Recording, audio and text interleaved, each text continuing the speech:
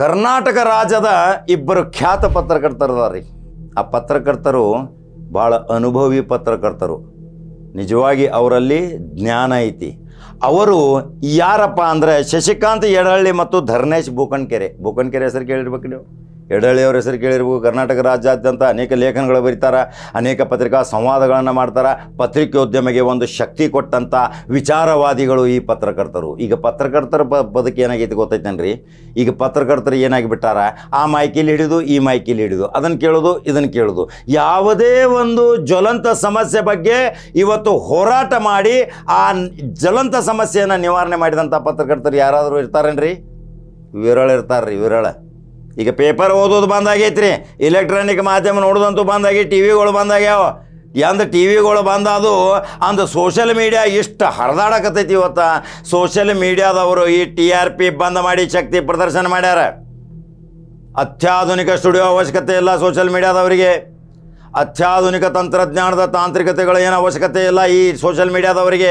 ಕೇವಲ ಒಂದು ಮೊಬೈಲ್ ಒಂದು ಸ್ಟ್ಯಾಂಡ್ ತೊಗೊಂಡು ತಿರುಗಾಡಕತ್ತಂದ್ರೆ ಇವತ್ತು ದೇಶಾದ್ಯಂತ ಇರುವಂಥ ಮಾರಿಕೊಂಡ ಮಾಧ್ಯಮ ಗೋಧಿ ಮೀಡಿಯಾದವರಿಗೆ ಇವತ್ತು ಎಷ್ಟು ಚುರುಕು ಮುಡಿಸ್ಯಾರಲ್ರಿ. ಹಾಗಾದರೆ ಈ ಯಡಹಳ್ಳಿ ಮತ್ತು ಬೂಕನ್ಕೆರೆ RSS ಅಂದರೆ ಏನು, RSSದ ಸಿದ್ಧಾಂತ ಏನು, RSS ದೇಶಕ್ಕಾಗಿ ಏನು ಕೊಡುಗೆ ಕೊಟ್ಟೈತಿ, RSSದ ಸವಿಸ್ತಾರವಾದ ವರದಿ ಇಬ್ಬರು ಸಂವಾದ ಮಾಡಿ ಹಾಕ್ಯಾರ. ಆ ವಿಡಿಯೋ ಹಾಕಾಕತ್ತಾನ ನೋಡ್ತೀರಿ. ಹಾಗಾದ್ರೆ ಅನಿಸಿಕೆಗಳನ್ನ ತಿಳಿಸ್ರಿ. ಫೇಸ್ಬುಕ್ ಫಾಲೋ ಮಾಡಿರಿ. Number 1 news Kannada. ಖಡಕ್ ಜವಾರಿ ಕಾಕ ಮತ್ತೊಂದು ಸುದ್ದಿಯೋಂಗ್ ಬರ್ತಾನ. ನಮಸ್ಕಾರ.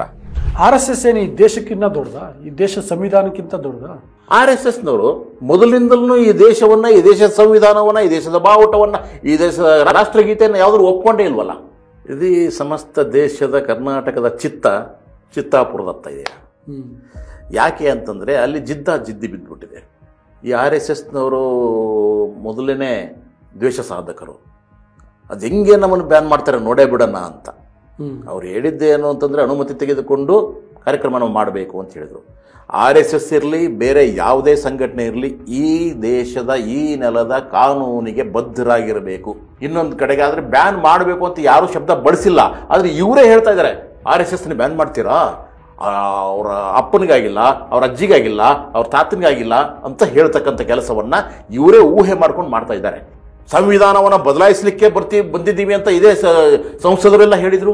ಸಚಿವರು ಆಗ ಅನಂತಕುಮಾರ್ ಹೆಗಡೆ ಅವ್ರು ಹೇಳಿದಾಗ BJP ಅವರಾಗಲಿ RSS ಆಗಲಿ ಅದನ್ನು ನಿರಾಕರಣೆ ಮಾಡಲಿಲ್ಲ, ಅವ್ರನ್ನ ಗೆದ್ದು ಬಿಸಾಕಲಿಲ್ಲ.